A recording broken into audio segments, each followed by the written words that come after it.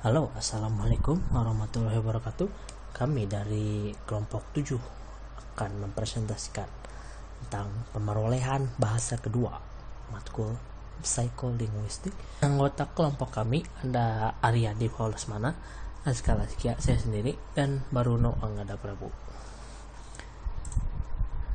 Mulai langsung ke intinya. Pemerolehan bahasa kedua pada zaman sekarang sangatlah penting. Kebutuhan zaman yaitu pada bidang pendidikan, politik, ekonomi, dan sebagainya. Kalau secara dilihat, bahasa kedua biasanya seperti bahasa asing untuk orang lokal atau bahasa daerah kata orang yang ketika orang ingin merantau, dia harus mempelajari bahasa daerah tertentu di tempat tujuannya tertentu. Namun untuk menguasai bahasa kedua itu tidak semudah menguasai bahasa pertama. Bahasa kedua baru dapat dipelajari apabila anak atau orang tersebut sudah dapat menguasai bahasa pertama, sudah siap secara fisik, secara psikis, dan juga harus ada motivasi atau dorongan dan keinginan pada dirinya untuk mempelajari bahasa kedua. Proses pembelajaran bahasa kedua ada banyak cara. Bisa dengan cara formal melalui pelajaran, bisa juga secara informal, yaitu melalui lingkungannya. Ini yang lingkungannya ini biasa terjadi orang-orang yang merantau. Biasanya dia akan membiasakan dirinya dengan orang-orang sekitar, tetangganya, temannya. Dan pada pembelajaran bahasa kedua sangatlah wajar apabila ada kesalahan, karena pembelajaran bahasa kedua dilakukan secara sadar pada usia dan dilakukan pada usia dewasa. Itu seperti bahasa pertama yang mana dia pelajari secara tidak sadar atau otomatis dia mempelajari sendiri pada usia belia.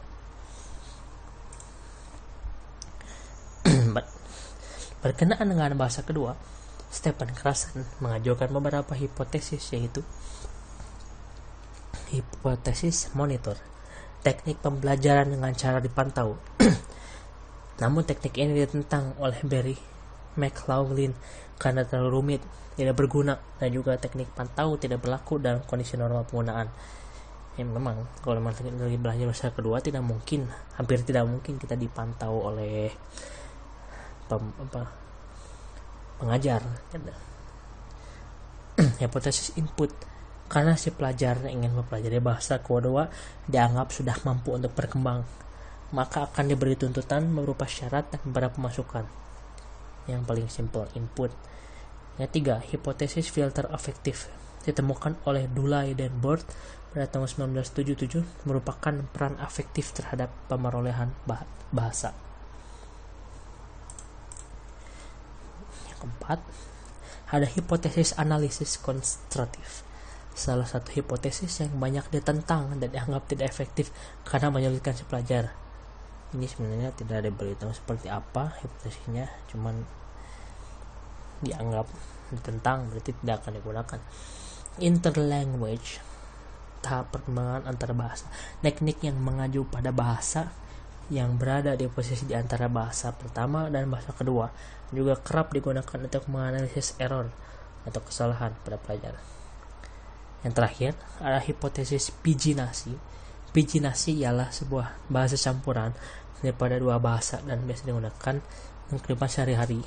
Jadi dia belajar dengan adaptasi menggunakan bahasa pertamanya dan bahasa keduanya dicampur, dan bahasa yang biasa digunakan adalah bahasa-bahasa yang digunakan sehari-hari. Ya, selanjutnya ada dampak bahasa ibu, akan dijelaskan oleh rekan saya, Baruno. Terima kasih.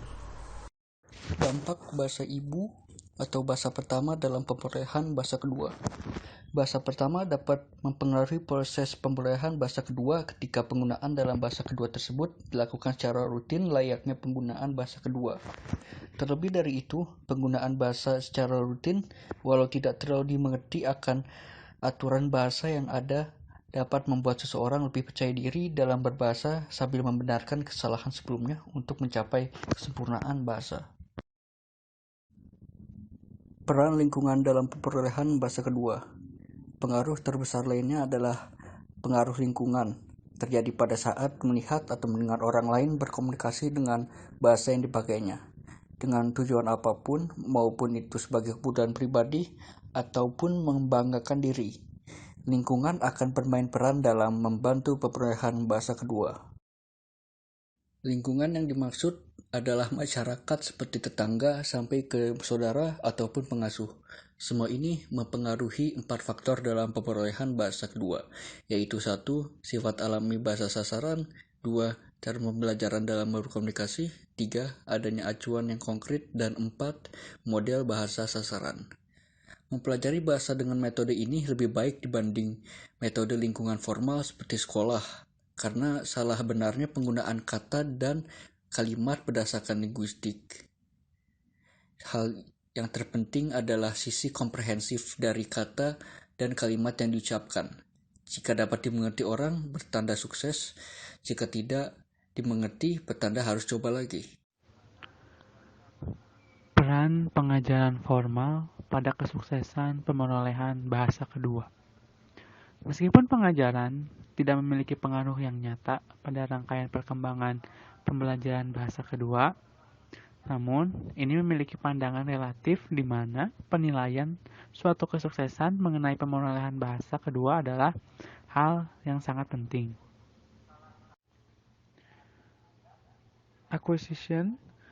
Pada tahap ini terjadi pembelajaran menggunakan komunikasi alami di mana memusatkan pada maksud atau makna dan di mana terdapat masukan yang dapat dipahami. Tahap selanjutnya ada learning. Pada tahap ini terjadi sebagai hasil dari pembelajaran formal di mana pembelajar difokuskan pada sifat yang formal dari bahasa kedua. Tahap selanjutnya, pengetahuan acquired terdiri dari mengenai peran bahasa kedua yang mana pembelajar dapat menyerukan secara otomatis. Tahap yang terakhir, pengetahuan learned terdiri dari pengetahuan metalingual yang mana hanya dapat digunakan untuk memonitor keluaran yang dihasilkan dari pengetahuan yang diperoleh. Dan menurut Carson pada tahun 1982, ia mengakui bahwa kelas dapat melakukan lebih baik daripada lingkungan informal. Seseorang yang mempelajari bahasa kedua akan mengalami sebuah kesulitan dalam memperoleh masukan jika seseorang itu belajar sendiri. Namun akan jauh lebih mudah untuk memperolehnya di dalam ruangan kelas. Argumen-argumen ini merupakan suatu pengembangan Carson pada tahun 1976, di mana suatu pembedaan dibuat antara lingkungan exposure type dengan intake type. Banyak orang dewasa mungkin hanya mengalami lingkungan exposure type di dalam suatu pengaturan alami dan begitu tidak akan memperoleh masukan yang diperlukan atau yang disesuaikan untuk memastikan pengertian. Dalam kontrasnya, kelas jauh lebih mungkin untuk memastikan bahwa lingkungan intake type terjadi dan demikian bertemu dengan kondisi-kondisi itu yang mana dapat memperoleh secara langsung. Cukup sekian penampilan dari kami kelompok 7. Mohon maaf atas kekurangannya dan terima kasih telah mendengarkan. Wabillahi taufiq wal hidayah. Wassalamualaikum warahmatullahi wabarakatuh.